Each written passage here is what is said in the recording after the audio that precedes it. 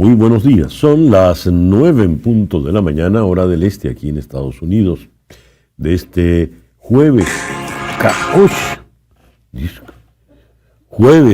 14 de agosto del año 2025. Y en este momento, a las 9 de la mañana, Eastern Time, usted está viendo en conexión por TVV Network y lo está escuchando por Éxito 107.1 FM en la ciudad de Miami por HD2. También en la plataforma Fanatis usted nos puede ver en todos los Estados Unidos, así que en su celular, en su tableta, en su computadora o en su televisor inteligente nos puede ver si se suscribe al paquete VZ Play, Venezuela Play en Fanatis, VZ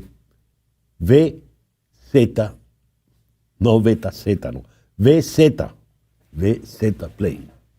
Hoy, 14 de agosto, es el día de San Maximiliano Kolbe, un sacerdote franciscano polaco que fue asesinado por los nazis en un campo de concentración tras él entregarse voluntariamente a cambio de la vida de un padre de familia.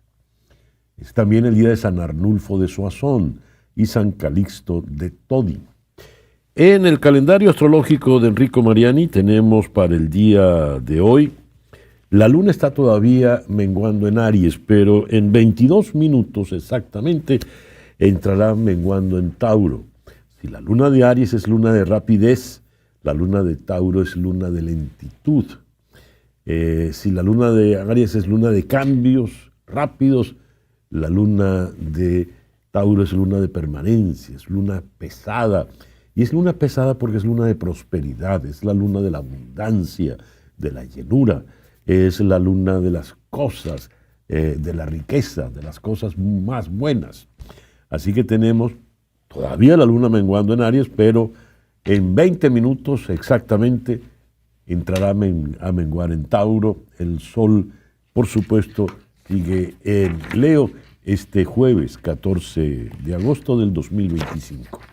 El 14 de agosto de 1084, Rodrigo Díaz de Vivar, el Cid campeador, al mando del ejército de la taifa de Zaragoza, vence a la coalición del rey Almundir de Lérida y Sancho Ramírez de Aragón en la batalla de Morella.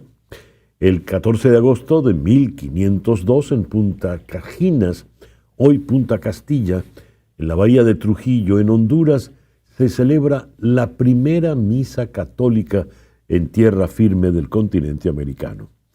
El 14 de agosto de 1935, en Estados Unidos entra en vigor la Social Security Act, la ley de seguridad social que llevó adelante el presidente Franklin Delano Roosevelt. El 14 de agosto de 1945 nació Steve Martin. Así que el señor Martin está cumpliendo en el día de hoy 80 años. El 14 de agosto de 1956 murió el gran Bertolt Brecht, dramaturgo y poeta alemán. Tenía apenas 58 años. Hoy está cumpliendo años Alba Roversi, pero Floraliza no me va a dejar que diga la edad. Como ella no es amiga de Hal Berry, sí puedo decir la edad de Hal Berry, que está cumpliendo hoy 58 años. El 14 de agosto del año 2000, las autoridades británicas y francesas suspenden todos los vuelos del Concorde tras la catástrofe que le costó la vida a 113 personas 3 semanas antes. Este fue el único accidente que tuvo el avión supersónico, el único avión supersónico comercial que hemos tenido. El 14 de agosto del 2021, un terremoto de magnitud 7.2 golpeó a Haití. Se estableció un número de 2.248 muertos, 329 desaparecidos y 12.763 heridos. El programa que hemos preparado para el día de hoy lo vamos a iniciar en Washington con Carolina Jiménez Sandoval. Ella preside WOLA, la Oficina de América Latina, en Washington. Y con ella vamos a abordar el dictamen que ha tenido el gobierno de Donald Trump sobre derechos humanos en otros países, puntualmente Brasil, El Salvador y Ecuador. Según las afinidades políticas del presidente Trump, violan o no violan derechos humanos esos países. Luego en Buenos Aires vamos a conversar con el politólogo venezolano Walter Molina Galdi. ¿Qué es lo que va a hacer Estados Unidos en definitiva con Venezuela? ¿Va a intervenir militarmente? ¿Hasta dónde llegan las frases del secretario de Estado Marco Rubio, por ejemplo, o del secretario de Defensa? Eso lo vamos a analizar con él. Luego con Michelle Valderas Escutía. Ella está optando por el doctorado en Relaciones Internacionales en Ciudad de México. Con ella vamos a abordar el tema de la cumbre entre Putin y Trump, pero vamos a abordarlo repasando los antecedentes, porque ellos ya se reunieron varias veces en el gobierno anterior de Donald Trump. Pues bien, ¿qué ocurrió en esas reuniones y qué podemos tener como antecedente para esta reunión de mañana? Luego vamos a conversar con Ramón Romero Jr. Él es representante en Texas por el Distrito 90 y es el presidente del Caucus Legislativo México-Americano. Él está en Chicago y con él vamos a tomar el tema de la redistribución de distritos en el estado tejano. Luego viene nuestro foro del día de hoy, muy interesante, populismo y redes sociales. El nuevo poder de la opinión pública a través de redes sociales. Aquí vamos a contar con Aquiles Estés, semiólogo, analista político, está aquí en Miami, y con Nacho Montes de Oca, el destacado periodista argentino desde Buenos Aires. Vamos a conversar aquí en Miami con el economista Ernesto Rangel, Investment Chief Officer de Life Invest Wealth Management. ¿Bajarán las tasas de interés en septiembre aquí en Estados Unidos? La pregunta queda en el aire. Y cerraremos con la talentosa cantante Natasha Bravo, quien prepara junto a Héctor Molina un tributo a Simón Díaz para el día de mañana. Así que pues ese es el programa que te hemos preparado para el día de hoy. Y a las 9:07 vamos entonces con las noticias más importantes de este jueves 14 de agosto. Tras una conferencia virtual con Zelensky, Donald Trump, el canciller alemán Friedrich Merz y el presidente francés Emmanuel Macron, Sir Keir Starmer, el primer ministro británico, afirmó que existe una posibilidad viable de alcanzar un alto el fuego en la guerra de Ucrania, pero que Gran Bretaña está dispuesta a aumentar la presión sobre Moscú si es necesario. Mientras tanto, Zelensky declaró a Trump y a los líderes europeos que Putin está fanfarroneando, está intentando avanzar en todo el frente. Putin también está fanfarroneando diciendo que no le importan las sanciones y que no están funcionando. En realidad, dice Zelensky, las sanciones son muy efectivas y están perjudicando a la economía militar rusa. Putin no quiere la paz, quiere ocupar nuestro país. Fin de la cita. Durante la reunión de ayer, Macron afirmó que Trump había sido muy claro en su objetivo de lograr un alto el fuego y reiteró, cito, que las cuestiones territoriales relacionadas con Ucrania solo serán negociadas por el presidente de Ucrania. Fin de la cita. Los líderes europeos pidieron a Trump un alto el fuego en Ucrania como punto de partida en la reunión con Putin. El presidente Donald Trump advirtió ayer que Rusia enfrentaría consecuencias muy graves si durante la cumbre de mañana con Vladimir Putin se determina que el líder ruso aún no se toma en serio el fin de la guerra con Ucrania. Trump, quien no especificó cuáles podrían ser esas consecuencias, se ha mostrado reacio a aumentar las sanciones económicas o los aranceles a Rusia, a pesar de su creciente frustración por la intensificación de los ataques de Putin contra ciudades civiles ucranianas, así como por su indiferencia hacia las conversaciones de paz. Rebajando las expectativas de que la reunión con Putin en Alaska resulte en un avance, Trump expresó su esperanza de que esta primera reunión pueda conducir a otra que incluya a Putin con el presidente ucraniano Volodymyr Zelensky. Donald Trump sugirió ayer que podría evitar la aprobación del Congreso para extender su intervención federal de 30 días sobre la policía de Washington. Esto en medio de sus esfuerzos por arrebatar el control de las fuerzas del orden de la capital. Esta semana Trump invocó la ley de autonomía, cediendo al Poder Ejecutivo el control de la policía de Washington por hasta 30 días. Después de eso, Trump tendría que solicitar la autorización del Congreso para una extensión. Sin embargo, durante su discurso de ayer, en el que anunció a los homenajeados del Centro Kennedy 2025, Donald Trump insinuó repetidamente la posibilidad de eludir al Congreso para mantener su control sobre las fuerzas del orden. Cito, si se trata de una emergencia nacional, podemos hacerlo sin el Congreso, pero esperamos presentarnos ante el Congreso muy pronto. Fin de la cita. Un análisis de Político sobre los datos de Dodge revela que la organización ahorró menos del 5% de los ahorros declarados en casi 10.100 rescisiones de contratos. Hasta el pasado mes de julio, Dodge afirmó haber ahorrado a los contribuyentes 52.8 mil millones de dólares mediante la cancelación de contratos. Pero de los 32.7 mil millones en ahorros contractuales reales que se pudieron verificar, los ahorros de Dodge durante ese periodo se acercaron apenas a 1.4 mil millones de dólares. 1.400 millones de dólares. El informe del Departamento de Estado sobre Derechos Humanos Internacionales acusa a aliados democráticos de censurar en línea y minimiza los abusos bien documentados por parte de gobiernos autoritarios. El informe afirma, por ejemplo, que Alemania suprimió la libertad de expresión mediante sus normas de moderación en redes sociales, mientras que no encontró informes creíbles de abusos significativos de derechos humanos ni en El Salvador ni en Hungría. Los críticos señalaron que las secciones sobre corrupción y derechos LGBTQ+ se habían recortado o eliminado. Irónicamente, este cambio en el lenguaje estadounidense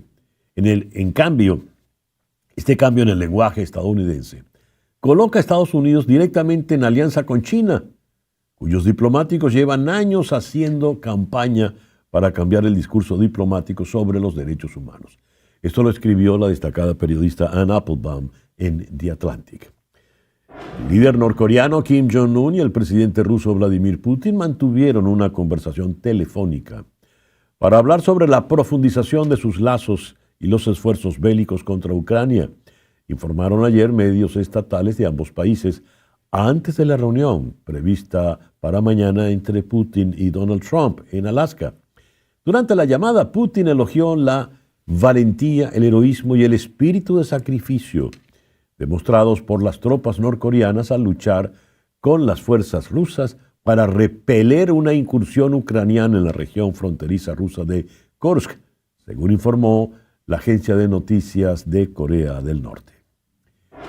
Abigail González, alias el Queenie, cabecilla del cártel Jalisco Nueva Generación, Servando Gómez, la Tuta, líder de los Caballeros Templarios, y Juan Carlos Félix Gastelum, alias el Chavo Félix, yerno de Ismael, el Mayo Zambada García, son algunos de los 26 capos del narcotráfico entregados por México a Estados Unidos. La Fiscalía General Mexicana anunció la entrega de estas personas encarceladas en diferentes centros penitenciarios de México, que fueron solicitadas por el Departamento de Justicia de los Estados Unidos, que se comprometió a no pedir la pena de muerte para ellos. Estas 26 personas se suman a los 29 narcotraficantes que en febrero pasado México entregó a Estados Unidos. Según la lista proporcionada por el Departamento de Justicia, también fueron enviados Kevin Gil Acosta y Martín Zazueta, vinculados a los Chapitos, Abdul Karim Conte, un sierraleonés acusado de tráfico de migrantes, y Leobardo García y Luis Raúl Castro, alias El Chacho, ambos del cártel de Sinaloa. También Pablo Edwin Huerta, alias El Flaquito, un importante capo del cártel de Tijuana, y Roberto Salazar, buscado por asesinato de un sheriff en Los Ángeles en el año 2008. La justicia de Perú dictó ayer miércoles 5 meses de prisión preventiva en contra del expresidente Martín Vizcarra por un caso de presunto cohecho pasivo propio, según informó el Poder Judicial en su cuenta X. Vizcarra, quien quedó detenido ayer mismo en la tarde, se ha declarado inocente de estos cargos. Vizcarra, quien gobernó el Perú del 2018 al 2020, enfrenta un proceso penal por presuntas irregularidades cuando fue gobernador de Moquegua entre el año 2011 y 2014. Con esto, Vizcarra queda en el penal de Barbadillo, donde también están detenidos por diferentes procesos los expresidentes Alejandro Toledo, Ollanta Humala y Pedro Castillo.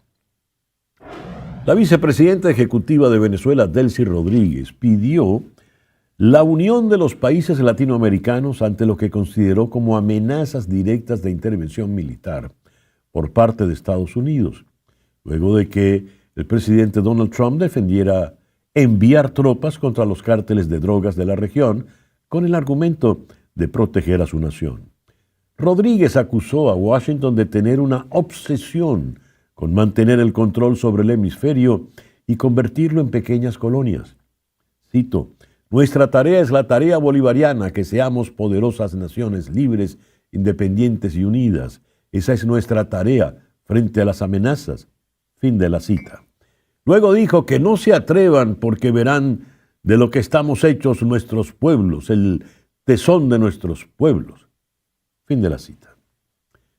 Finalmente, el presidente Donald Trump anunció a los homenajeados del Kennedy Center para este año, los primeros desde que asumió el control de la institución, lo que refuerza su imagen del icónico Centro de Artes Escénicas de Washington.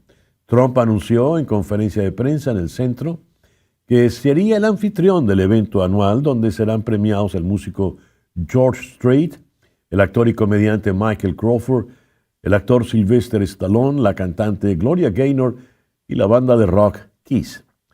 Fue un cargo inusualmente público para un presidente quien al principio de su mandato se ha centrado en la reconstrucción del Kennedy Center. A principios de este año despidió a varios miembros de la junta directiva de la institución artística y se autoproclamó presidente. Y a las 9:17 de la mañana vamos con nuestro editorial del día de hoy. La portada de The Economist para esta semana nos muestra a Donald Trump frente a una traganíqueles jugando al casino sobre la guerra nuclear. Ahí está el dilema: 2 bombas y el signo de dólar. How to win a foreign policy. ¿Cómo ganar una política extranjera? La revista se plantea lo siguiente. Leo: la cumbre con Vladimir Putin es la mayor prueba hasta la fecha para el singular estilo diplomático de Donald Trump. También es un recordatorio de lo impredecible que se ha vuelto la política exterior estadounidense. En Rusia han dicho que la reunión es para hablar de negocios, no para resolver un problema de la guerra, para hablar de negocios. Y según el diario británico The Telegraph, hoy dicen que Trump lo que quiere asegurar a Putin, a cambio de que acepte terminar la guerra, la legitimidad rusa de explotar minerales en los territorios ocupados de Ucrania e incluso un acceso prioritario para Rusia a los recursos naturales de Alaska. Eso lo dice The Telegraph hoy en Londres, citando fuentes anónimas. Alexei Fadev, portavoz del Ministerio de Exteriores ruso, dijo ayer que su gobierno solo aceptará la paz si Ucrania reconoce totalmente las provincias que ha reconquistado Rusia: Donetsk, Lugansk, Jersón, Zaporilla y por supuesto la península de Crimea. Los servicios de inteligencia de Ucrania han asegurado hoy jueves que Putin viajará a Estados Unidos con una presentación con datos y mapas históricos que supuestamente deben demostrarle a Donald Trump que Ucrania es un estado ficticio y que sus territorios forman parte de la Federación Rusa y de otros países. Para Putin, la cita con Trump, esto lo leo en El País, Es un reconocimiento en el escenario internacional y una prueba de la debilidad del Tribunal Penal Internacional, que en el 2023 dictó una orden de arresto contra él por la deportación forzada de menores de edad ucranianos a Rusia. Si esto que se está especulando es lo que se va a dar, pues será evidentemente la gran victoria para Vladimir Putin. Y no quiero calificar lo que será para el presidente Donald Trump, para Europa y para Ucrania. 9:21 de la mañana, una pequeña pausa y ya regresamos con nuestra primera entrevista. Son las 9:24 de la mañana, hora del este. En el segmento anterior, al leer las noticias del día, reparé en esta. Repito, el informe del Departamento de Estado sobre Derechos Humanos Internacionales acusa a aliados democráticos de censurar en línea y minimiza los abusos bien documentados por parte de gobiernos autoritarios, con los cuales el gobierno del señor Trump tiene alguna simpatía. Por ejemplo, el informe afirma que Alemania suprimió la libertad de expresión mediante sus normas de moderación en redes sociales, mientras que no encontró informes creíbles de abusos significativos en derechos humanos ni en El Salvador ni en Hungría. Vamos a ocuparnos de la América Latina puntualmente, de El Salvador, de lo dicho en el caso de Brasil y Ecuador. Vamos a Washington, allí está Carolina Jiménez Sandoval, la presidenta de WOLA. WOLA es la oficina de Washington para América Latina. Carolina, muy buenos días. Muchísimas gracias por estar con nosotros en la mañana de hoy. Buenos días, César Miguel. Un saludo para ti y para la audiencia. ¿Qué impresión te merece este informe presentado ayer por el Departamento de Estado? Hemos visto durante casi 50 años diversas versiones, ¿no?, de este informe, que siempre ha sido un informe muy importante, es un mandato del Congreso de Estados Unidos para el Departamento de Estado, pero creo que nunca habíamos visto algo como lo que hemos visto en días recientes. No solo un gran retraso en cuanto a su publicación, este es un informe que usualmente se publica entre abril y mayo de todos los años, sino que hay que decirlo de esta manera, es un informe que en esta ocasión ha sido realmente utilizado como un arma muy política, ¿no? En cuanto a su contenido. Y América Latina es tal vez uno de los casos más ilustrativos. Como bien lo dijiste, los países cuyos gobiernos son cercanos, tanto ideológicamente como en cuanto a alianzas políticas de la administración Trump, pues salen bien parados. Es decir, no hay mayores críticas a su récord de derechos humanos, y a aquellos países cuyos gobiernos pues, son gobiernos considerados enemigos o contrarios a la administración Trump, sí tienen las críticas correspondientes. Entonces, en el caso de países como Brasil, Ecuador o El Salvador, hay desgraciadamente una utilización política de materia de derechos humanos, ya sea porque se les acusa desmedidamente o se hace un uso erróneo de los temas de derechos humanos, o porque se omiten violaciones gravísimas que se están cometiendo en esos países, y por lo tanto no se otorga, ¿no?, Ujú. la información correspondiente sobre lo que sucede en países como Ecuador y El Salvador, donde se están cometiendo sistemáticamente abusos muy graves contra su población. Vamos a comenzar por El Salvador. ¿Qué ocurre, según el informe, en El Salvador, Carolina? El Salvador es un país que desde que el presidente de Nayib Bukele entró, sabemos, ha vivido un proceso acelerado de retroceso democrático. Y esto lo venían diciendo lo venían diciendo los informes anteriores a este, con lo cual lo que uno ve es que no hay una continuidad, ¿no? Pero hay una parte del informe en donde dice, en el resumen ejecutivo, que no hay información creíble de abusos Ujú. de derechos humanos. Y esto es totalmente contrario a la información que hemos obtenido todas las organizaciones de derechos humanos en lo que pasó en el 2024. Desde que Nayib Bukele implementó un régimen de excepción, o un régimen de emergencia, para combatir la violencia delincuencial de las pandillas, Se fue en marzo del 2022. Hasta diciembre del 2024, que es cuando este informe cierra, ¿no? Porque es un informe sobre la situación del 2024. Hay, según cifras del propio gobierno salvadoreño, más o menos estamos hablando de 83.000 personas detenidas. Ujú. Esto es, según la propia Comisión de Derechos Humanos, la CIDH, la Comisión Interamericana, un proceso de detenciones masivas. Ningún país pasa por un proceso de detenciones masivas sin violaciones masivas de derechos humanos, sobre todo porque Ya. sabemos que en un régimen de excepción, pues se restringen derechos de debido proceso. Las denuncias de tortura de El Salvador son creíbles, son abundantes, denuncias sobre desaparición forzada, denuncias además sobre muertes en custodia. El informe dice, hay denuncias de 157 muertes en prisión y el Procurador de Derechos Humanos está investigando 8. El propio informe Ujú. lo dice, pero del Departamento de Estado, pero al mismo tiempo dice que no hay información creíble sobre violaciones de derechos humanos que estén ocurriendo. Entonces creo que hay Ujú. una gran contradicción sobre lo que el propio gobierno de Estados Unidos ha venido diciendo en los últimos años sobre El Salvador y lo que dice este informe del primer año de la administración Trump.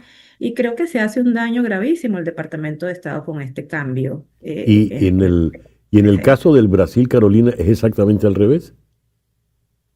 Sí, porque entonces ahora el Brasil pasa de ser un país que, vamos a ser claros, el Brasil es un país con obviamente desafíos de derechos humanos Ujú.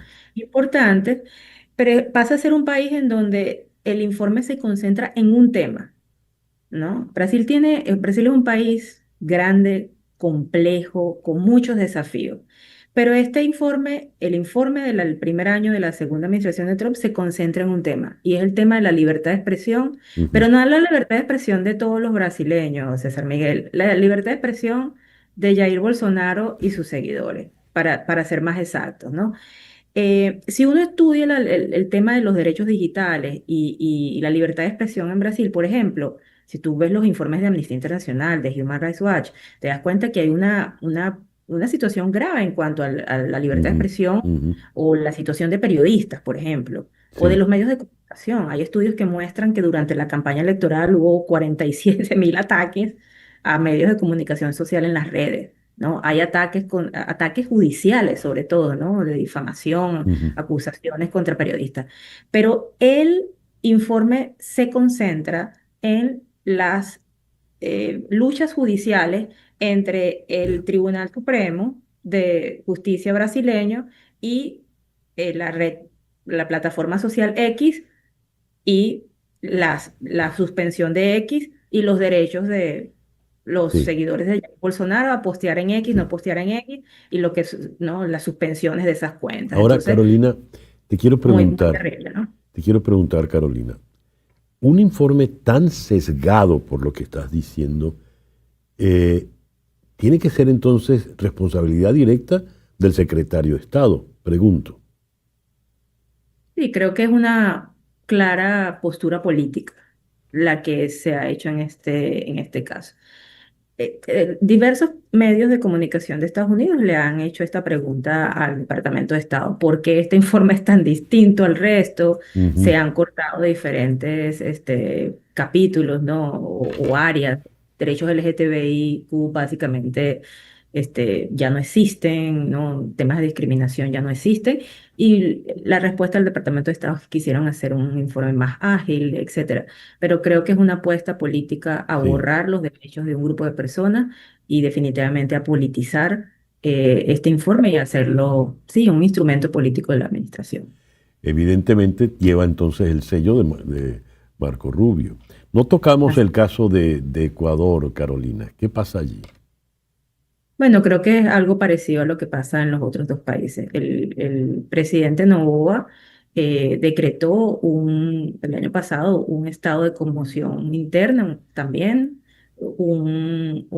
Además fue más allá, ¿no? Decretó un conflicto armado interno. Eso implicó suspensión de ciertas garantías constitucionales. Hay reportes creíbles de desaparición forzada. Hubo un caso que fue un escándalo internacional de 4 niños que estuvieron primero en Ujú. caso de desaparición forzada, desgraciadamente luego aparecieron sus cuerpos, ¿no? Sí, Total omisión de esos casos en el informe.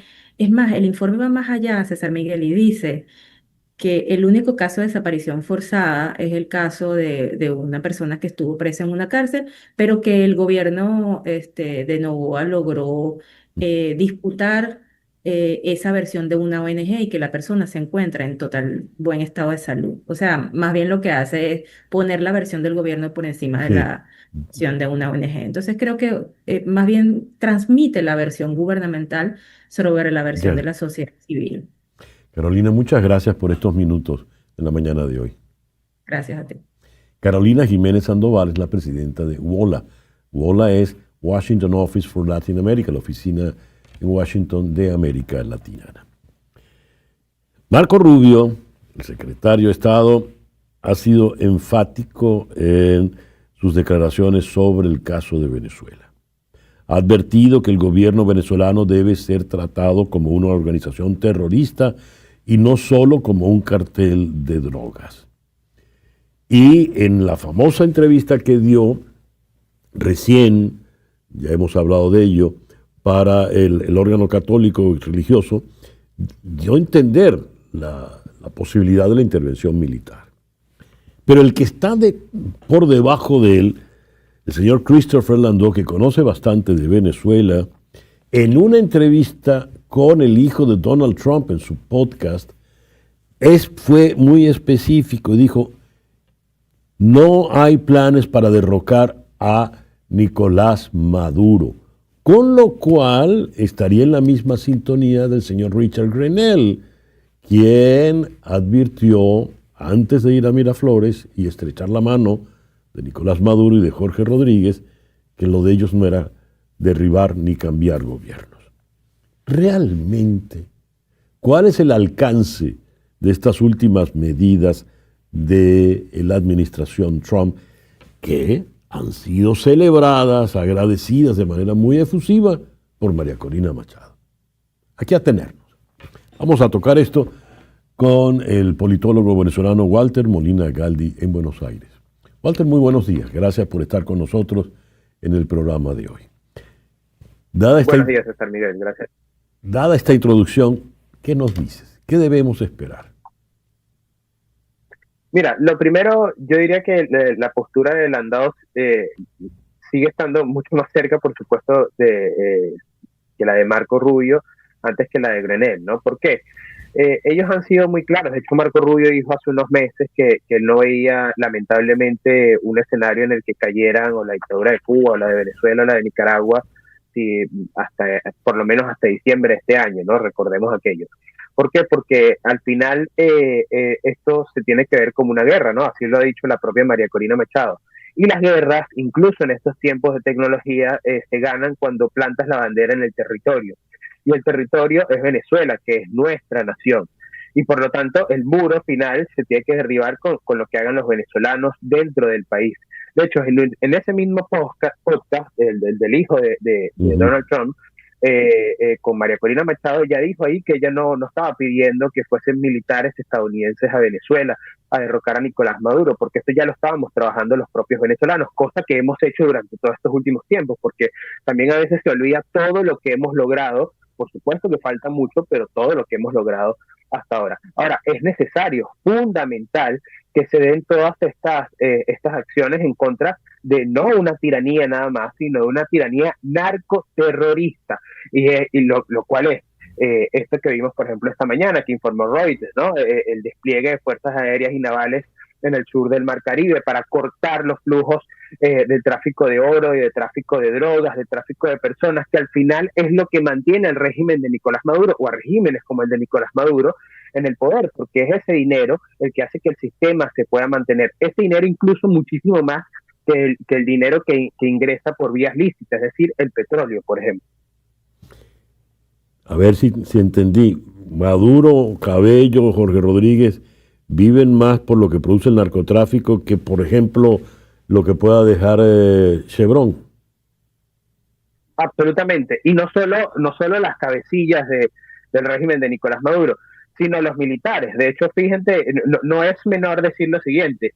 durante los últimos tiempos el tándem de los hermanos Rodríguez fueron los que se fueron quedando con todo o con la mayor parte o la parte más importante del sistema económico venezolano, en ello incluido el petróleo, cuando terminaron de sacar del juego a Tarek El Aissami.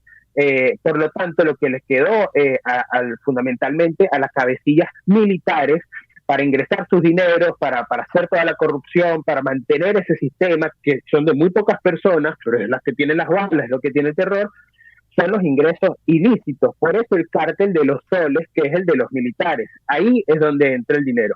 Cuando corten ese flujo, pero cuando lo corten realmente, porque no puede ser que una tonelada te agarraron por acá, no, cuando corten ese flujo y cuando se sepa que ya tienen los nombres quienes participan en eso, cuando vayan detrás de ellos, cuando vayan detrás de sus socios, por eso hay tanta gente que se puso tan preocupada desde que esto se anunció, bueno, las cosas podrían cambiar. Ahora, el tema acá es cuánto tiempo va a tardar esto. Hay una situación que es cierta, ¿no? Los regímenes tiránicos, criminales, quieren ser hegemónicos, pueden estar durante mucho tiempo tironeando, porque no hay procesos democráticos. Estados Unidos lo tiene, independientemente de lo que se pueda opinar, Estados Unidos es una democracia y no va a dejar de serla nunca. Y bueno, Donald Trump tiene 3 años entonces en el poder, antes de saber si se cambia y se vuelve para atrás, como se volvió entre 2019 y 2020 con Biden, por ejemplo.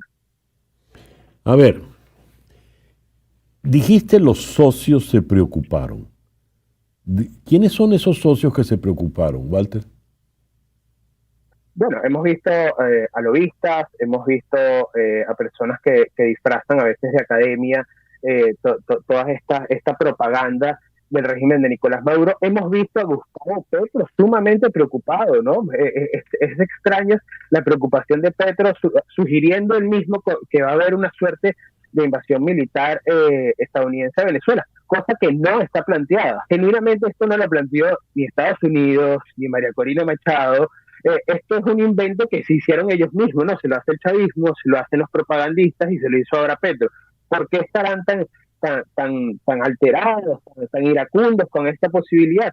Bueno, porque hay un mantenimiento de la estructura chavista que es transnacional, es un grupo terrorista transnacional y muchos se benefician de ellos. Repito, propagandistas, lobistas, otros regímenes en vías autocráticas como el de Petro, o regímenes ya definitivamente autocráticos, ¿no? Como el de Cuba, como el de Nicaragua, como el de Bolivia, que por cierto tiene elecciones el domingo y serán muy importantes. Sí, fíjate, Walter, México tiene un problema de narcotráfico severo. Tiene los carteles más pesados, más importantes, más terribles y sangrientos, ¿verdad? Y ante ellos vienen amenazas de diverso tenor, pero en definitiva no pareciera que se lleva nada en concreto. Y fíjate, el gobierno de la señora Sheinbaum pidió a Estados Unidos no sé cuántos narcotraficantes que estaban presos en territorio mexicano y les envió 26 grandes capos. Cuando hablamos del cártel de los soles, ¿cómo es que funciona ese cártel de los soles? Es como el cártel de Sinaloa. Es decir, Nicolás Maduro es el equivalente del Chapo Guzmán. Mira, primero decir que es diferente un gobierno infiltrado por el narcotráfico, lo cual es lo que ocurre en México, y un gobierno que sea directamente parte de ese proceso, ¿no? Del tráfico en general, ¿no? Porque el tráfico de oro hay que meterlo acá también, y del terrorismo como tal. No, cuando hablamos del cártel de los soles no estamos hablando, como bien dices, de un grupo creado, ¿no? Como el antiguo cártel de Sinaloa o el actual cártel de Sinaloa, como fue el antiguo cártel de Medellín. Estamos hablando de una instancia donde militares han tomado la batuta para lo que es el tráfico de drogas a través de Venezuela. Es decir, Venezuela es un estado mafia. Es el lugar donde diferentes grupos narcotraficantes y terroristas operan con total impunidad y para operar ahí entonces trabajan con diferentes miembros de las fuerzas militares u otros también, por supuesto, civiles, lo cual se benefician económicamente de ellos. ¿Por qué es el cártel de los soles? Precisamente por los soles que tienen varios rangos militares en Venezuela, ¿no? Entonces, de acá, como decía anteriormente, es lo importante, porque este sistema que es una nomenclatura pequeña, pero es una nomenclatura que hasta ahora ha logrado mantener el poder a través del terror y las balas, necesita ese ingreso de dinero, ese flujo, porque es con los que cooptan, con los que tienen el suficiente dinero para poder amedrentar, para poder meter miedo. En el momento en que esto empiece a verse roto o a verse amenazado, bueno, es cuando vamos a ver realmente cuán comprometidos están todos estos miembros con el régimen chavista, ¿no? Ya para concluir, Walter, has dicho no está planteada la intervención militar en territorio venezolano. Esta mañana han enviado fuerzas aéreas y navales al Caribe meridional para contrarrestar amenazas provenientes de los carteles de la droga latinoamericanos. Esa es la información tal cual la ha mandado la agencia Reuters. El Departamento de Defensa inició este desplazamiento de efectivos. Este despliegue tiene como objetivo afrontar amenazas a la seguridad nacional de Estados Unidos provenientes de organizaciones narcoterroristas especialmente designadas en la región. Según lo que nos has contado, según tu análisis, Walter, ¿qué va a hacer entonces esta flota, estas unidades aéreas y navales? Mira, fundamentalmente es cortar todo el flujo del tráfico de drogas que sale de Venezuela y que pasa por Venezuela hacia los Estados Unidos y hacia otros lugares del mundo. Esto va a permitir entonces cortarles el flujo del ingreso de dinero por vías ilícitas al régimen de Nicolás Maduro, fundamentalmente a ese grupo militar que es el que se hace del dinero con esto. Y segundo, va a permitir entonces crear conexiones con los que atrapen, con los grupos que tengan, crear conexiones para saber quiénes son los socios fundamentales del régimen de Nicolás Maduro en este sentido. Esto sin duda alguna, va a romper con los cimientos de los ingresos ilícitos del régimen de Nicolás Maduro y además va a crear una amenaza creíble, valga la redundancia, contra los miembros de este régimen. No, está enviando un mensaje bastante claro. Ahora, quiero ser muy claro acá también, porque digo, no creo yo, no pareciera que realmente esté planteada una intervención militar o algo por el estilo en Venezuela. Lo que va a terminar ocurriendo es que el régimen o muchos miembros del régimen van a terminar escapando, van a terminar llamando para negociar, para dar un paso al frente en este proceso de transición democrática, pero el trabajo final lo tenemos que hacer los venezolanos dentro de Venezuela. Walter, muchas gracias por estos minutos en la mañana de hoy. A ustedes, un abrazo. Walter Molina Galdi es politólogo venezolano y nos habló desde Buenos Aires. 9:49, Capicúa, una pausa y ya regresamos. Y a las 9:53 vamos a Ciudad de México. Allí está Michelle Valderas. Escucha, Michelle, muy buenos días. Muchísimas gracias por atendernos en la mañana de hoy. Hola, muy buenos días. El placer es mío. Gracias por la invitación. Michelle, en el anterior gobierno de Donald Trump se reunió varias veces con el señor Vladimir Putin, 6 veces en total. De esos encuentros, ¿qué podemos tener en cuenta para considerar lo que puede ocurrir mañana viernes en Alaska? ¿Qué nos dices? Claro. Primero, sabemos, ¿no?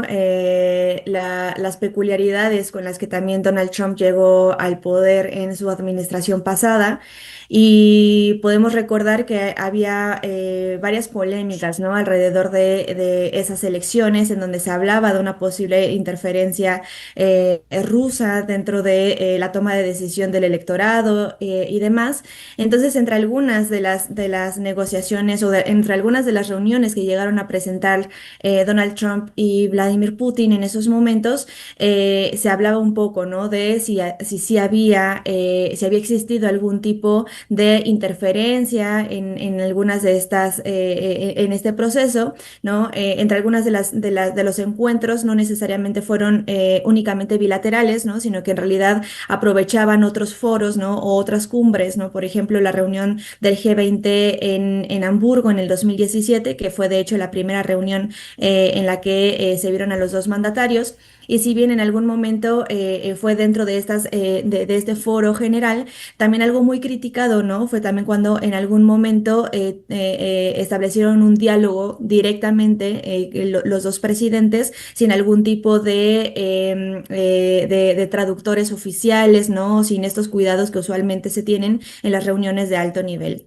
Algo que llamó mucho la atención desde esos momentos cuando Trump llegó al poder en ese primer mandato era este aparente acercamiento, ¿no? Que tenía con Vladimir Putin, Ujú, que parecía que había mucha afinidad, ¿no? Que parecía ujú, que admiraba mucho su forma de ser, que ujú. admiraba su forma de gobierno, e incluso, ¿no? También de manera también muy polémica, en varias ocasiones llegó a afirmar que Vladimir Putin era su amigo, ¿no? Esto, por supuesto, desde Sí, sí. Occidente, ¿no? Desde Europa, incluso desde América Latina, se vio con bastante recelo, ¿no? Y con mucho cuidado porque no se sabía exactamente hasta qué nivel iba a llegar este tipo de acercamiento, ¿no? Si era probable entonces que los intereses rusos iban a interferir dentro del gobierno de los Estados Unidos o si los rusos iban a empezar, digamos, a marcar línea entre las decisiones del gobierno de los Estados Unidos, ¿no?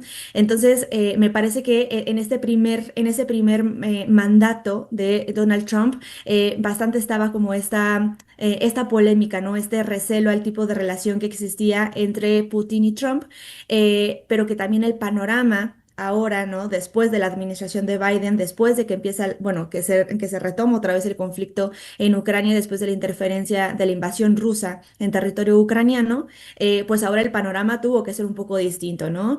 Sí. Aún así, pues en cuanto llega Donald Trump al gobierno nuevamente este año, sabemos que una de sus primeras acciones fue precisamente esta llamada, ¿no? Telefónica que realiza con el presidente Vladimir Putin.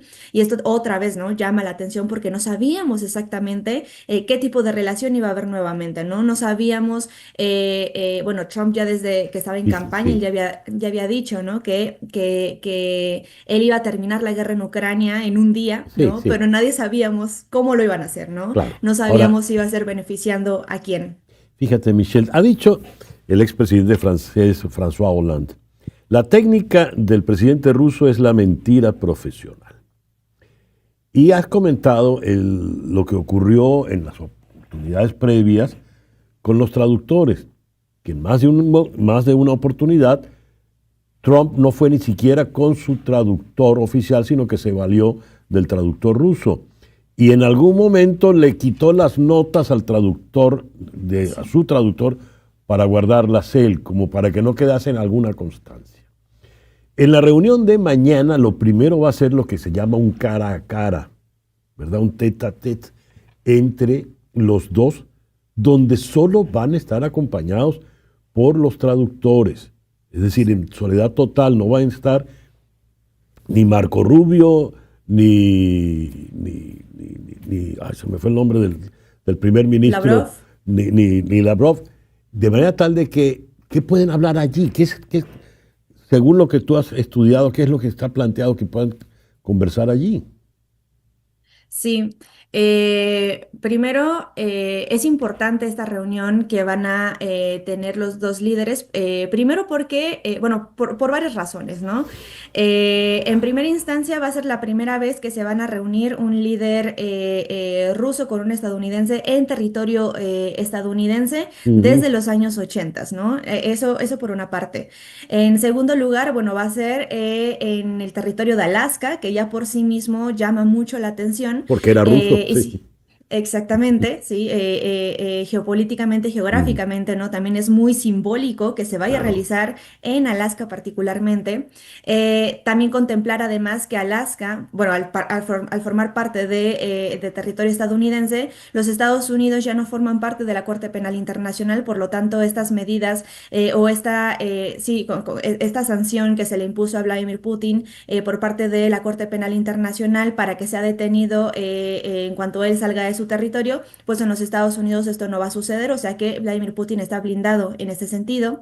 Pero también por otro lado, va a ser la primera vez en este nuevo mandato de Donald Trump que se van a reunir directamente Putin con Trump, ¿no? Y como tú ya lo mencionabas, el tema central va a ser discutir la guerra en Ucrania. Eso, por supuesto, ha levantado, ¿no? Otra vez, ¿no? Polémica, otra vez ha levantado mucha incertidumbre, sobre todo desde Ucrania, por supuesto, pero también desde los líderes europeos, por este temor de no saber qué es lo que se va a discutir en esta reunión o si ya se va a llegar a un Mm, acuerdo directamente, ¿no? Entre Estados Unidos y Rusia sin contemplar a a Europa. Ucrania y, por supuesto, tampoco a Europa, Ya. ¿no?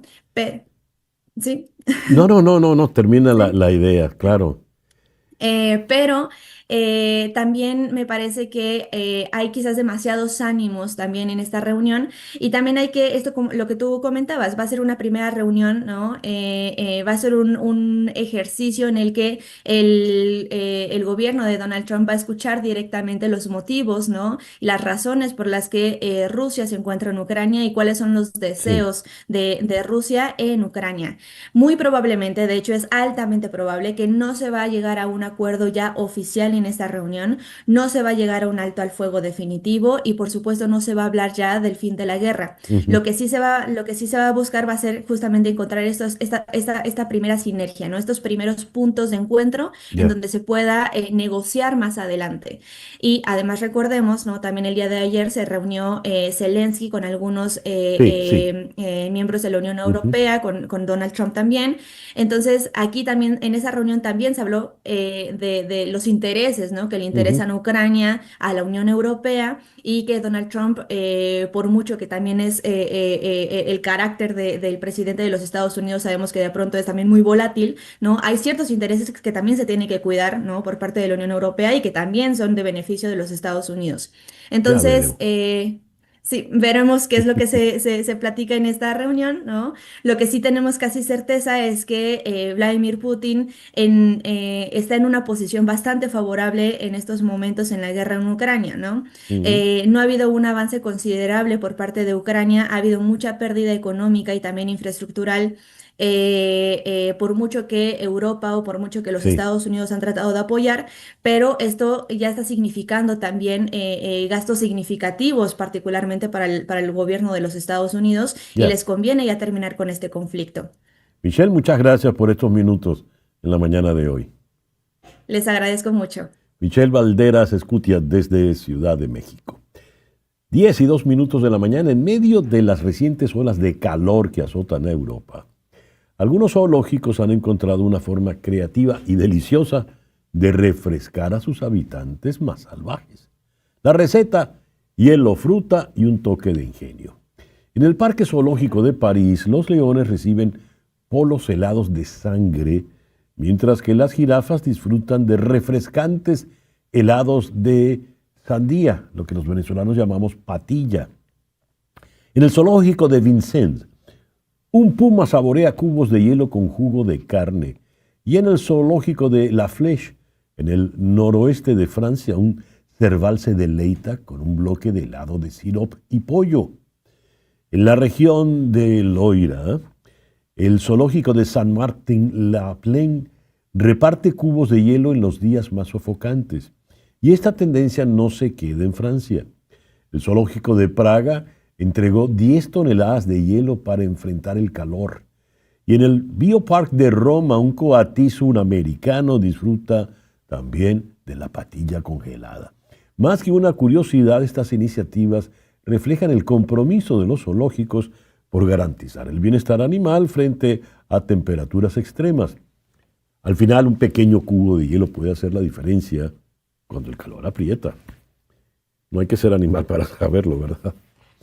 Son las 10:03 de la mañana. Vamos a conversar con Ramón Romero Jr., representante estatal de Texas por el Distrito 90.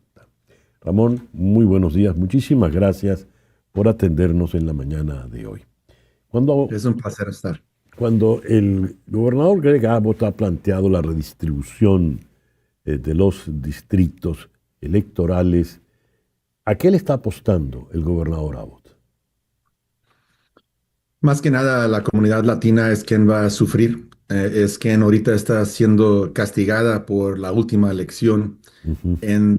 donde vimos que muchos latinos votaron para Trump, pero abajo del presidente están sus congresistas y senadores y votaron para muchos de mis colegas, Henry Cuellar en Laredo, Verónica Escobar en El Paso, Vicente González en el Valle de Texas, y bajaba por muchos demócratas. Así es que ellos son quien están al ataque ahorita, están directamente quitando esos representantes que ya tienen años con súper apoyo de sus comunidades, que son los que están atacando esas sillas en la Cámara, en el Congreso, en Washington, D.C.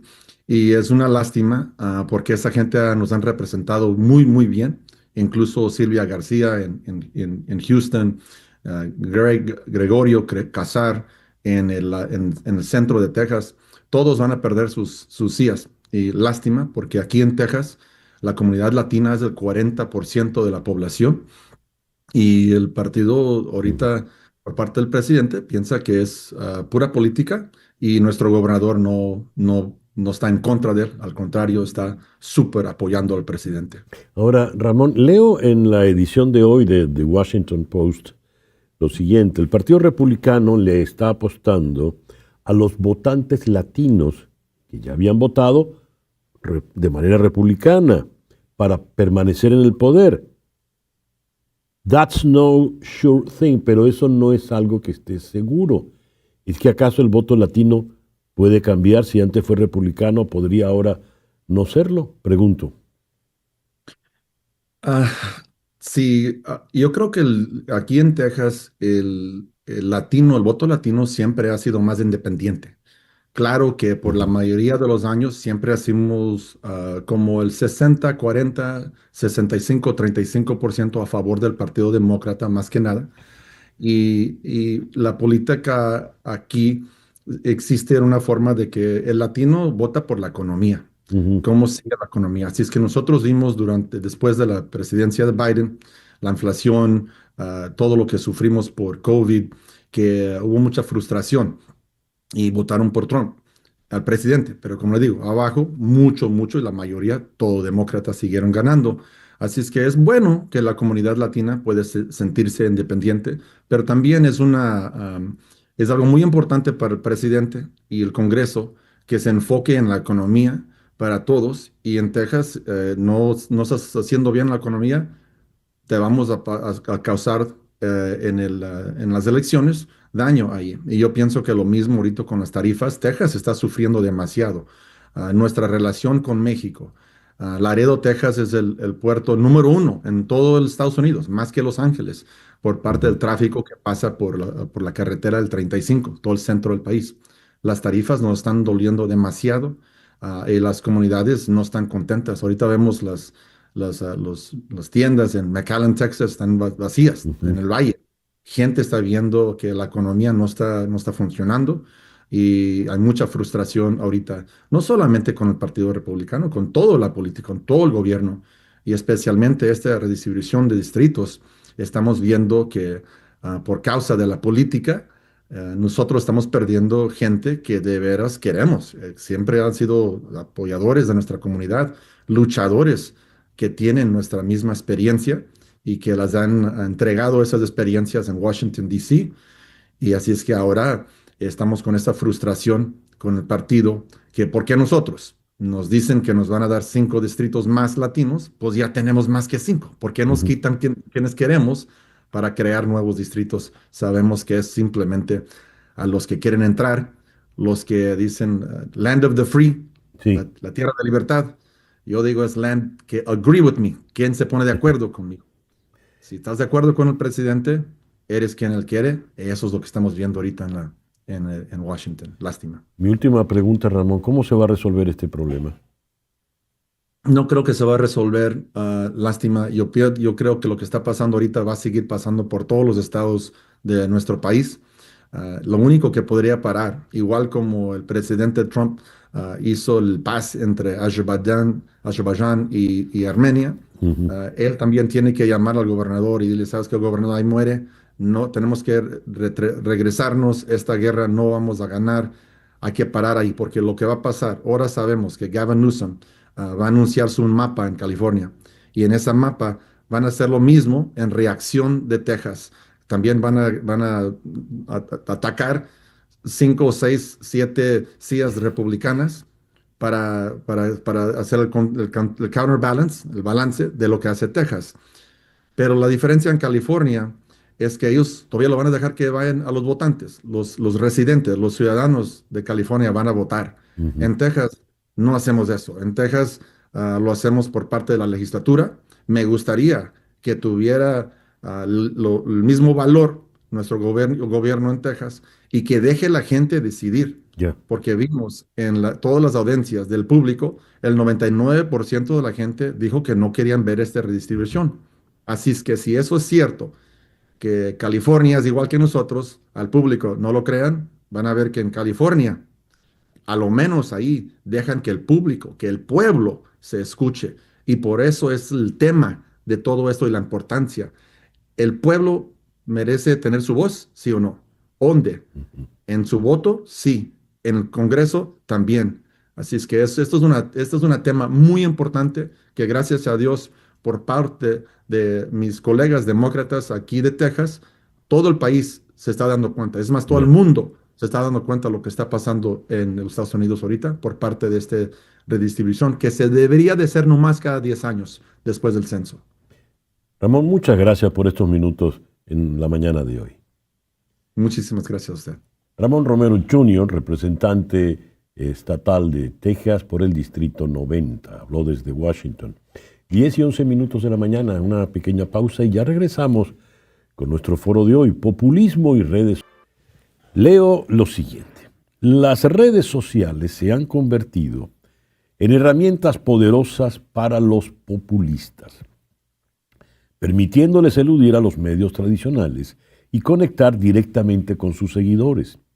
Esta comunicación directa, combinada con la capacidad de difundir información de forma rápida y emotiva, permite a los populistas influir en la opinión pública y movilizar apoyo. Sin embargo, esto también genera preocupación por la desinformación, la polarización y el potencial de manipulación y erosión de las instituciones democráticas. Ese es nuestro foro de hoy. Populismo y redes sociales. El nuevo poder de la opinión pública. Para abordar este tema, contamos con Aquiles Esté, destacado semiólogo y analista experto en temas de marketing político aquí en Miami, y en Buenos Aires el destacado periodista Nacho Montes de Oca. Nacho, Aquiles, muchísimas gracias por compartir con nosotros en el programa de hoy. Mi primera pregunta, ¿de qué manera estas redes sociales han transformado, para bien y para mal, el hecho político, la comunicación política?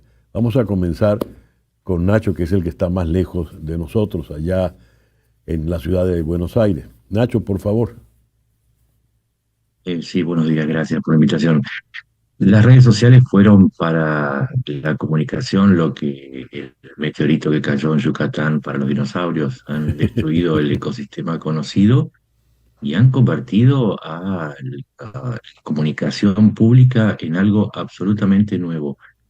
Y sí, el nivel de penetración de las redes es mucho mayor en la intimidad de las personas que el que tenían los medios. Y si se quiere, le han dado una horizontalidad a la comunicación que claramente fue aprovechada por los factores políticos que fueron muy rápidos para adecuarse a este nuevo ecosistema. Hoy la gente está mucho, pero mucho más débil frente a la penetración de los mensajes porque existe una ilusión, digo, la horizontalidad es la ilusión de que uno está conversando con el poder, cuando en realidad son muchas más las horas que pasa uno en las redes que antes pasaban los medios, y por lo tanto está mucho más, se quiere, debilitado frente al bombardeo de mensajes. Así que estamos frente a un cambio de paradigma que se dio hace unos años y creo que todavía no hemos sido conscientes del todo del modo en que nos hemos introducido en esta nueva era. ¿Cómo lo ves tú, Aquiles, por favor? Bueno, voy a amplificar el cambio usando o remitiéndome a la historia de un solo término, el término audiencia.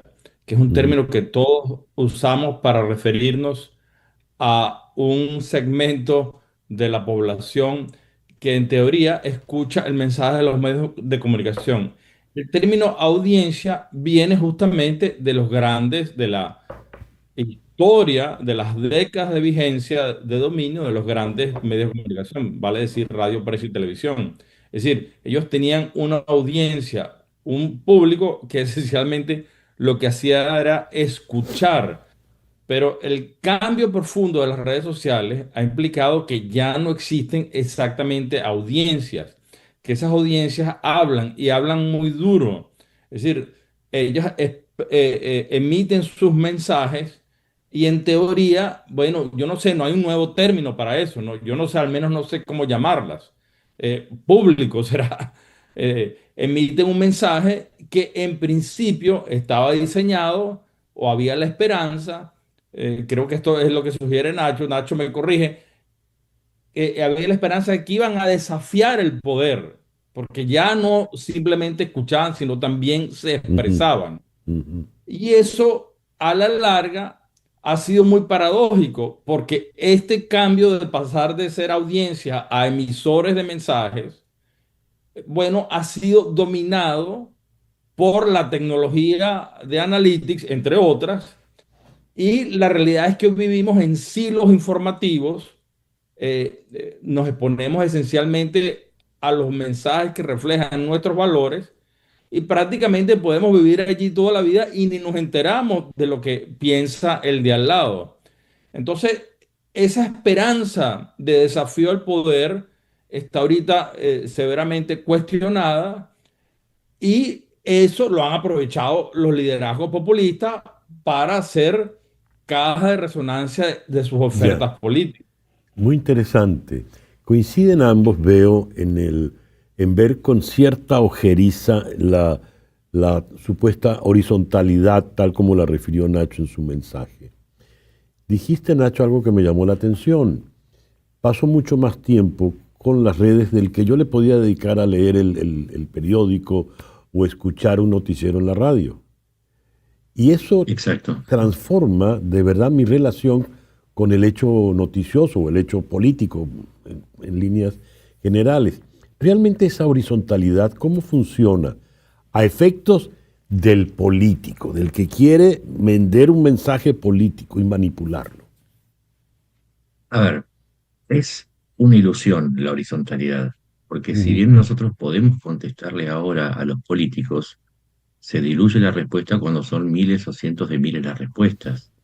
Es decir, si bien nosotros ahora podemos contestar, podemos tener un supuesto diálogo, a la vez quien recibe nuestro comentario puede elegir a quién contestarle, con lo cual esa horizontalidad es bastante, si se quiere, ilusoria. ujú. Por otro lado, con respecto a lo que decías del tiempo que pasamos en las redes, y esto aumenta nuestra sensación de que estamos conversando con el poder, los estudios indican que, voy a dar los datos de Argentina, en Argentina se pasan hasta 8 horas diarias las personas en contacto con las redes, y el tiempo que demandan en el resto de los medios, sea televisión, radio o medios gráficos, no llega a las 3 horas. Es decir, para que uno entienda que esta horizontalidad se da también en un contexto de dependencia muy fuerte. Entonces, al combinar esa ilusión de horizontalidad con una dependencia cada vez más grande de estar al tanto de todo lo que sucede al momento, se da la paradoja de que supuestamente estamos más informados, pero no es así.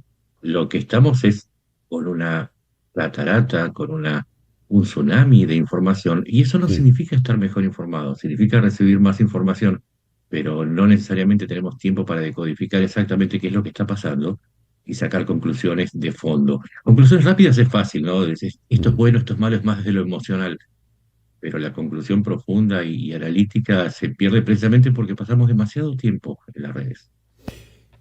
En esa ilusión de horizontalidad donde yo me estoy tuteando con el poder y puedo escribirle directamente a Elon Musk o a Donald Trump, eh, realmente quién está mandando o cómo el aludido, por ejemplo, en el caso ya que he mencionado a Elon Musk, que además es el dueño de la red X, ¿cómo funciona desde el poder esta relación realmente, Aquiles? Bueno, es un poder enorme, por cierto, el que tiene el señor Elon Musk hoy en día, porque no solamente se trata, como todos saben, de la persona más, que tiene más dinero, más rica en todo el sistema solar.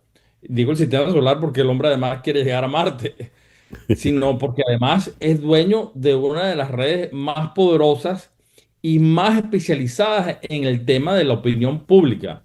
X, la antigua Twitter, es una red que se creó para ventilar opiniones y es una de las que más utilizan los políticos, por cierto, en las campañas electorales, ya desde hace prácticamente desde 2010. Entonces, es un poder enorme el que tiene el señor Musk en sus manos. Es el poder del algoritmo.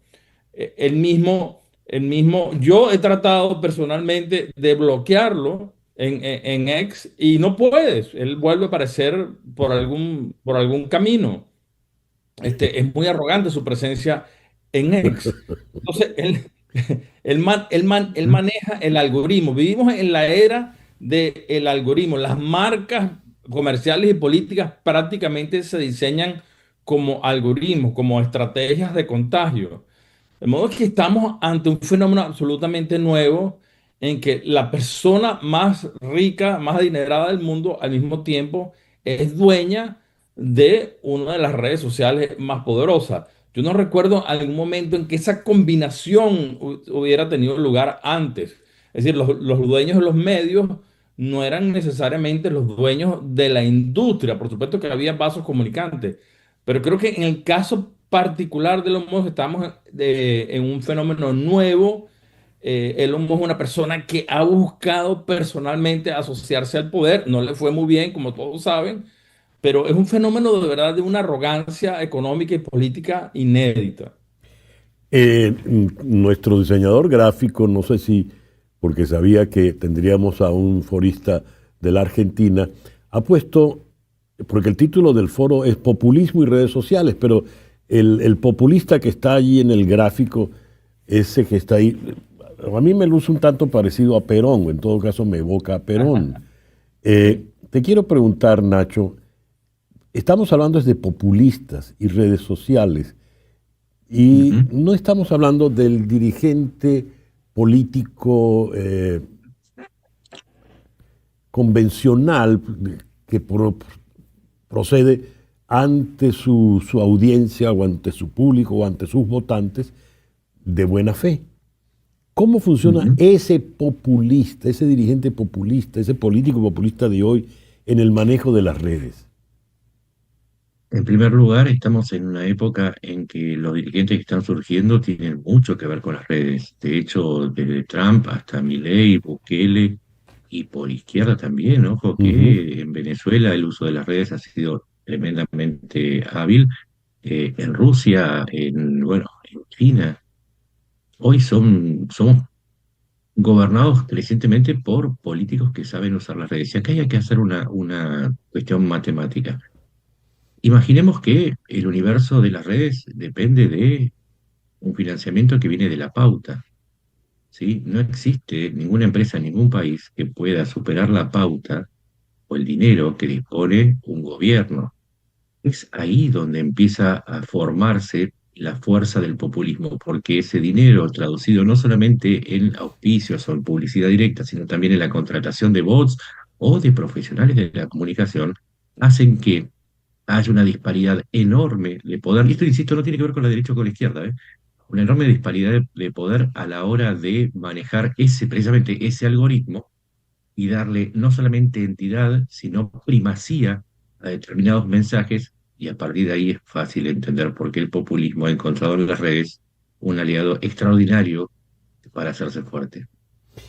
Quizá el título del foro debería haberse cambiado, y esto te lo voy a plantear a ti, Aquiles, como experto en la materia, y rebautizarlo como populismo y algoritmo. ¿Qué es realmente el algoritmo y políticamente hablando para qué sirve? Bueno, el algoritmo en términos generales es una ecuación matemática, una ecuación lógica, pero en términos en términos de las marcas y de los mensajes, el algoritmo es la capacidad, es un diseño lógico, matemático, para que un determinado mensaje alcance cierto nivel de contagio, de viralidad. En estos días creo que en tu programa, tú me corriges, César, hablábamos de que Trump se concibe a sí mismo como un algoritmo. Ujú. Yo creo que esa afirmación es correcta. Es de los pocos políticos que entiende que el centro de su oferta política es llamar la atención, dominar la conversación.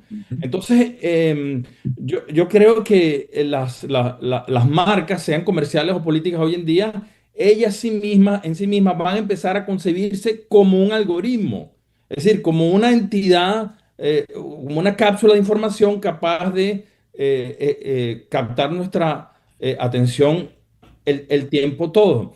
Y lo que más importante, yo creo que es lo que más dramático en términos de manejo de opinión pública está sucediendo ahorita. Yo acabo de hacer un experimento, por cierto, en Kerala, en el suroeste de la India. Simulamos una elección local, mercado electoral de unos 30 millones de votos, con ciudadanos virtuales. Yo nunca había hecho eso antes, ni me podía imaginar que era posible. Y tuvimos un margen de error como de 3%. Eran No. ciudadanos virtuales, no eran ciudadanos reales. Imagínate a dónde estamos llegando, a la capacidad de manipular y de entender la opinión pública, que ahora ni siquiera vamos a necesitar la gente que postea mensajes concretos en las redes sociales.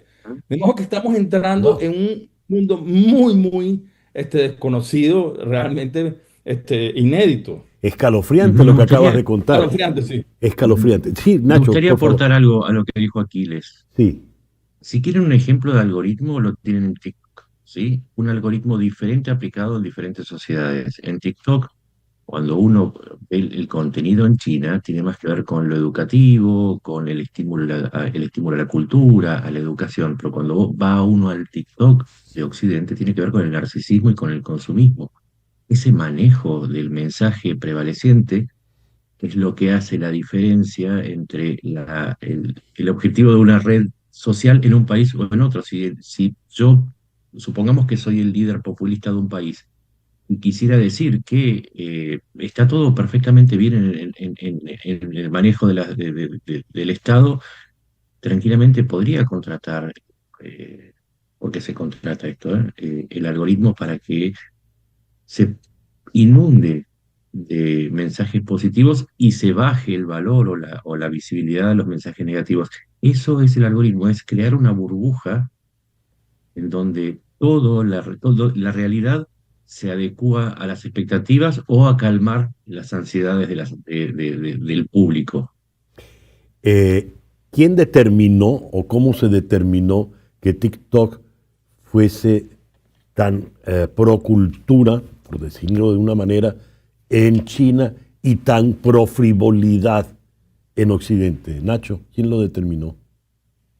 Desde el año 2004 existe una orden del Partido Comunista Chino, que es el gobierno chino, que estableció que todas las oficinas, todas las empresas vinculadas a la tecnología están bajo supervisión del Estado. Luego, si no me equivoco, por el año 2017, las empresas tienen que tener sensores o representantes del gobierno. La empresa que maneja TikTok es una de ellas, es Ya. decir, no se puede separar al Estado de lo que hace una empresa. Y esto también es válido para Facebook, Meta o para X. Siempre hay una intencionalidad política en el algoritmo y que se combina, por supuesto, con las necesidades empresarias, porque cuanto más Sí. tiempo pasa uno en las redes, más se consume y más vale la publicidad, y por lo tanto también el algoritmo no solamente busca eso, sino también busca que nos quedemos con enojos, con Mm, indignaciones, con claro, todo lo que es emocional. claro, claro. Lamentablemente el tiempo se nos ha acabado. Entonces, Aquiles, te voy a dejar la palabra de conclusión y he de confesar que me resultó escalofriante la revelación que nos hiciste de ese ensayo de votantes virtual y producir un margen de error con la realidad de apenas el 3%. Sí, Aquiles, sí, o sea, ya no se van a necesitar personas reales, o sea, porque los analytics se vienen haciendo, se hacen con personas reales que postean sus opiniones en las redes. Y el problema actual es que los dueños de las redes cada vez cobran más por esa data. Es costosísima. Entonces, los que trabajamos con opinión pública venimos desarrollando un mecanismo para sortear ese problema. Y bueno, ahora estamos desarrollando audiencias virtuales para simular cómo le va a ir una marca, cómo le va a ir un candidato, etcétera. La verdad que es escalofriante, pero los márgenes de error permiten afirmar que estamos delante de un fenómeno que es real en ese sentido. Puede simular cómo responde la audiencia, nuevamente uso el término antiguo, Mm. ante determinado estímulo. La verdad que es un mundo nuevo, muy paradójico y que amenaza posiblemente a la propia vigencia de la democracia. Yo no creo que eso Eh, es exagerado decirlo, ¿no? es que desde el enunciado de la conversación, populismo y redes sociales, el temor ulterior es precisamente eso. ¿Compartes ese temor, Nacho? Absolutamente. A ver, desde la experiencia mía, yo tengo 275.000 seguidores, Mm, ¿sí? Yo no puedo contestarle a todos, yo voy eligiendo a quienes le puedo contestar.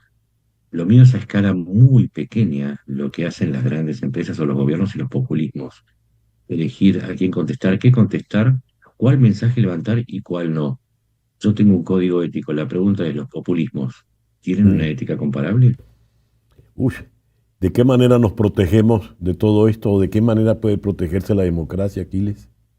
Bueno, esa es muy buena pregunta. Yo creo que la escuela formal tiene un rol ahí que cubrir que no lo ha encarado. Es decir, yo creo que la educación formal en todas partes tiene que formar a los ciudadanos para entender el ecosistema de comunicación actual, para ayudar a los muchachos desde muy temprano a Ya. entender qué es una comunicación, qué es un contenido cierto, qué es un contenido falso, cosa que por cierto cada vez es más difícil.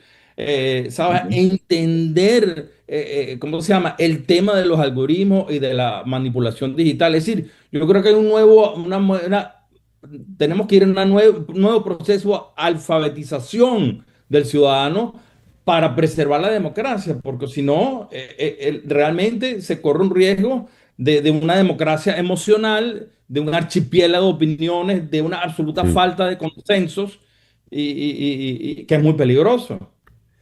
De nuevo, Nacho y Aquiles, muchísimas gracias por esta interesantísima conversación en la mañana de hoy. Gracias. Bueno, gracias. A ustedes. Nacho Montes de Oca, periodista desde Buenos Aires, Aquiles, semiólogo experto en temas de marketing político en Miami. 10:36 de la mañana. En septiembre bajarán las tasas de interés aquí en Estados Unidos. De eso hablamos al regreso en Conexión. Y a las 10:40 de la mañana hacemos contacto con Ernesto Rangel. Ernesto es el Chief Investment Officer de Life Invest Wealth Management aquí en la ciudad de Miami. Ernesto, muy buenos días. Gracias por estar con nosotros en la mañana de hoy. Buenos días, César. Gracias por la invitación. El señor Scott Bessent, secretario del Tesoro, le pide a la Reserva Federal reducción de 0,5 punto porcentual para la reunión que tendrán en septiembre, habida cuenta de que las cifras de inflación del mes de julio resultaron, pues, digamos, no tanto positivas como no tan malas como se esperaba que iban a llegar. ¿Será factible esa reducción del 0,5 punto porcentual? No sé si medio, no creo que medio. Creo que 1/4 de punto es lo más factible. De hecho, las probabilidades apuntan a un 100% ya de que en septiembre se va a cortar 1/4 de punto. La Fed no creo que se anime a hacer algo más agresivo. Eso es lo que quiere el presidente, probablemente lo que quiere cualquier presidente del país que quiere que la economía crezca, pero acuérdense que la política del Banco Central no es necesariamente alineada con la política de un presidente que quiere aceptación, votos. La política del Banco Central es contener la inflación, que es muy distinto al crecimiento económico. Muy bien. El presidente ha sido muy agresivo con el señor Powell. De hecho, ya en la última intervención lo insultó abiertamente, le dijo lerdo, lento, etcétera, etcétera, etcétera. Pero los economistas que he venido yo entrevistando, con los que he venido conversando, entre ellos tú, desde hace ya mucho tiempo, todos hablan muy bien de la prudencia del señor Jerome Powell, que gracias a su cautela la inflación ha estado bastante contenida. ¿La realidad cuál es a tu entender, Ernesto? Bueno, la realidad es que Besen está haciendo, el Powell está haciendo su trabajo, ¿ok? En esperar si la inflación, producto del incremento de las tarifas que hubo a partir de abril, va a caer en los precios de la economía. Y eso es una gran interrogante todavía. Yo estuve ahorita hace poco en un curso en Harvard donde un profesor decía que eso va a pasar exactamente entre septiembre y octubre. Y esa es probablemente la data que tiene la Fed, que saben que, porque inicialmente cuando subieron todas estas aranceles, recuerden que mucho de esto lo absorbió el sistema. Los países, las empresas, no quisieron aumentar precios enseguida para ver qué pasaba. Y tampoco nadie quiere perder mercado rápidamente, porque si tú subes 10, 15% de algo y el otro no lo sube, tú te quedas fuera del mercado. Entonces, esto no es un proceso de que vas a subir enseguida los precios producto de los aranceles. Entonces, creo que esto en septiembre ya se va a empezar a ver y por eso Powell ha sido correcto en esperar un poco a ver qué tanto va a ser el efecto del incremento de los aranceles. Ahora, en la última edición, el foco fundamental estaba en esa categoría llamada la inflación subyacente, ¿verdad? Que es algo así como el tumor que puede empezar a crecer. ¿Qué nos puedes decir de esa inflación subyacente? ¿Qué nos está indicando? Bueno, esa es la inflación más que controla más la Fed, que está más pendiente, porque es la que excluye todo lo que es alimentos y energía, que son cosas más fácil de predecir, y esa ha venido subiendo un poco, esa está más inclinada hacia los servicios, hacia los alquileres, que es el costo más alto que la gente hoy enfrenta, y que como todos sabemos los sueldos no han subido de una manera importante porque la economía no ha estado, por supuesto, ni en recesión ni nada cercano, pero tampoco ha estado en un crecimiento importante. Entonces, los sueldos no han subido de una manera importante y las rentas que tuvieron una pausa el año pasado de una manera importante, este año están empezando a subir otra vez porque no ha habido, y por aquí es donde todo se relaciona, no ha habido una construcción importante de nuevas viviendas porque las tasas están altas. Y en ese sentido, ellos tienen razón, el presidente y Scott Bessent, ellos quieren que las tasas bajen por dos razones. Porque quieren que el costo de la deuda baje, que es parte grande del déficit fiscal, y porque la construcción trabaja mejor con mejores tasas, con tasas más reducidas. Entonces, todo eso es como una cadena, ¿no? Y tocas una y se te altera todo lo demás. Entonces, yo te podría decir que cada uno tiene razón desde su punto de vista. Claro. Sobre todo que la tasa de interés en Europa la bajaron. Entonces, competitivamente Estados Unidos se siente que aquí lo podrían hacer. Tú nos enviaste un gráfico, Ernesto, que está aquí. Me gustaría que nos lo explicaras, por favor. Bueno, eso es una data que saca Bloomberg del número de tasas, de recorte de tasas que vienen proyectado hasta el 2027. Es un poquito, parece muy complicado, pero lo importante es que miren, ese 106 que sale ahí es la probabilidad de que corten tasas en septiembre, el 17 de septiembre. Ya cuando va bajando y vas viendo octubre, diciembre, la probabilidad de corte de tasa va bajando, porque ya no es tan seguro porque vamos a depender mucho de la data que salga, entonces ya el consenso no es tan claro. Hay un consenso de más del 100% que van a cortar tasas en septiembre, 25 nada más, que es lo que dice ahí, 26, o sea, 26, y no lo que quiere o quisiera Trump, ¿no? Que es medio punto. Bien, te inclinas por un cuarto de punto entonces, ¿verdad? En el caso de que haya en efecto una reducción, que a lo mejor no la hay, ¿no? No, sí la hay. Ahí te dice que el consenso es 100%, ahí no hay equivocación, no va a ser 50 basis points, yo estoy bastante seguro, pero una reflexión sobre los bancos centrales. Los bancos centrales hoy en día tienen el papel y lo podemos ver con una economía, vamos a decir, no desarrollada, como la economía del Perú. O sea, ellos han tenido, la mitad de los presidentes están en la cárcel, nadie termina el mandato, y tú ves el sol, la moneda de Perú, una de las monedas más estables en el mundo. ¿Por qué? Porque el presidente del Banco Central es independiente y ellos han logrado una política monetaria, independientemente de la inestabilidad política, una política monetaria segura donde los inversionistas sienten que la moneda local es estable. Y ahí parto de lo importante que es tener un banco central independiente. Brasil lo acaba de instaurar, era algo que dependía más del presidente, ya no. Y yo creo que eso es una señal de progreso importante. Espero que Estados Unidos lo siga manteniendo porque es vital para la confianza del inversionista. El ejemplo que acabas de poner del Perú es harto elocuente, ¿verdad? Todos los presidentes están presos, pero la moneda está perfectamente estable. Lo que nos lleva a aquel muy amargo recuerdo de Chávez pidiendo el millardito, ¿no? Sí. Sí, y que todo empieza por el tipo de cambio. El tipo de cambio es lo que generan todas las distorsiones, genera la inflación y todos los países nuestros, todos los que venimos de Latinoamérica sabemos que ese es el gran problema. Y eso vivió este país, Estados Unidos lo vivió en los años 70 con Carter.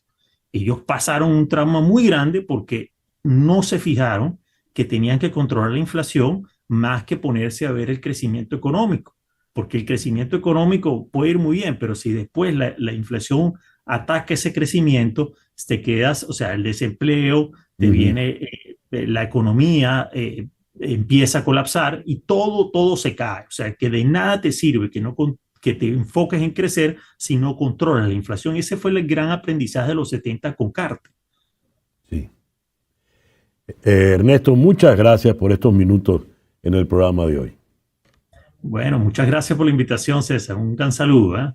Ernesto Rangel es el Chief Investment Officer de Life Invest Wealth Management aquí en Miami. 10:49 de la mañana. Imagina que un helado de la antigüedad llega a tu puerta en pleno verano. En una Roma abrazada por el calor, los romanos redescubren un tesoro centenario para enfriar el cuerpo y el alma. Los venezolanos lo descubriríamos mucho después, no en la época romana. Olvídense del gelato o el sorbete. En los barrios romanos, cuando el termómetro se dispara, el arma secreta es el grataqueca, un clásico vintage que se hacía de nieve transportada por un carromato desde las montañas, rallada y transformada en helados de diferentes sabores. Esta deliciosa receta del verano de antaño resurge para brindar frescor y nostalgia. Cuando el sol reina sin piedad en la ciudad eterna, no hay mejor aliado que esa nieve rallada, esa textura crujiente que revive épocas pasadas. Hoy en día el hielo es más fácil de conseguir. Pero la bebida refrescante tradicional servida con una mezcla de frutas y jarabes de colores sigue refrescando a los romanos mientras Europa se asfixia bajo una ola de calor. Así, entre calles históricas y plazas milenarias, los romanos encuentran alivio en esta tradición helada, un gesto simple, casi olvidado, que entrega una bocanada de frescura y de memoria compartida. Ese es lo que nosotros llamamos el raspado, y que en la infancia hasta leche condensada le poníamos. O es lo que cantaba el gran Ismael Rivera, piragua, piragüero, allá en Puerto Rico. 10:51 de la mañana, le damos la bienvenida a nuestra querida Natacha Bravo. Natacha, buenos días, gracias por estar con nosotros en el programa de hoy. Buenos días, César. Siempre un placer estar en tu espacio y bueno, saludos y abrazos a ti y a toda la producción. ¿Qué tienes preparado para homenajear a Simón Díaz? Estoy feliz en principio porque vamos a estar haciendo, además cuento con la maestría de Héctor Molina, vamos a estar haciendo un merecidísimo homenaje a Simón Díaz en el marco incluso de su cumpleaños que fue el pasado 9 de agosto y tenemos un repertorio, evidentemente tratar de condensar todas las canciones y todo lo que hizo Simón Díaz siempre es un reto porque no paró de componer, no paró de crear, además también hizo humor, entonces tenemos secciones, por supuesto, sus temas emblemáticos, muchísimas tonadas de mis favoritas, conocidas, no conocidas, temas internacionales, de géneros musicales internacionales, una sección de humor que, bueno, también es súper importante porque esa fue la manera en que Simón Díaz empezó a mostrarnos todo su talento, ¿no? Así que vas a cantar el superbloque. Sí, el superbloque, ya revelaste una de las sorpresas, el superbloque no puede faltar. Es que es una maravilla el superbloque. Y es que Simón, con Hugo Blanco, él fue muy popular a finales de año con lo que él llamaba la gaita de las cuñas, donde hacían humor con todas las cuñas, toda la propaganda, la publicidad que salía por la televisión y por la radio. ¿Vas a tocar eso también? Sí. Bueno, esa sección le pertenece a Héctor, que ya para mí es un humorista innato. Él tiene esa magia, además fanático del programa Contesta por Tío Simón. Yo no lo vi, realmente no es de mi generación ese programa, pero Héctor está encantadísimo y todas esas cosas emblemáticas que formaron parte, además de la televisión nacional de esa época, estar en el concierto. Entonces, Mira, seriedad, con humor, con Simón Díaz. yo no Entonces, sabía en esa toda su vena definición. humorística, yo no la conocía de Héctor Molina. Héctor Molina es un humorista innato. Él va a ser feliz mostrando esa parte en el concierto. Maravilloso. Ahora dices tú que tú no llegaste a Contesta por Tío Simón, que eso le pertenece a Héctor. Así seré yo de viejo, que cuando salió Contesta por Tío Simón ya yo era adulto y no tenía que verla. Yo Imagínate. creo que he visto micros y por supuesto en este viaje de hacer este homenaje al maestro Simón Díaz, me he empapado muchísimo de esa época también, ¿no? Ujú, Pero ciertamente era en ujú. los 80, yo no había ni nacido, so, lo que he visto es por cultura general. Sí, a ver, te tengo allí. A ver, Wilson, deja oír a Natasha. Si mi querencia es el monte y en mi pecho un cimarrón, ¿cómo no quieres que cante? ¿Cómo no quieres que cante como canta un corazón? Si mi querencia es el monte y una flor de araguanés, ¿cómo no quieres que tenga? ¿Cómo no quieres que tenga tantas ganas de volver? Eso queda como abreboca, Natasha. Eso queda como Sí. abreboca. Eso es lo que vamos a tener entonces. Mañana, 15 de agosto. Muy bien. ¿No has dicho en The dónde Box Venue. dónde va a ser? Sí, en The Box Venue es el nombre del lugar, está en Pembroke Pines, así que a nuestros queridos de Miramar, Weston, allí vamos a estar mañana, Héctor Molina y yo a las 8 de la noche. Recuerden, The Box es el nombre del lugar. Vamos a estar haciendo este homenaje merecidísimo a Simón Díaz y estamos felices de compartir y continuar mostrando el importantísimo legado de Simón Díaz con todos ustedes mañana. Entradas en ticketplate.com. Puede ser en natashabravo.com y en hectormolina.com. Muy bien. Allí También. vamos a estar para aplaudirte como de costumbre, Natasha. Muchísimas gracias, César querido. Siempre un placer. Gracias.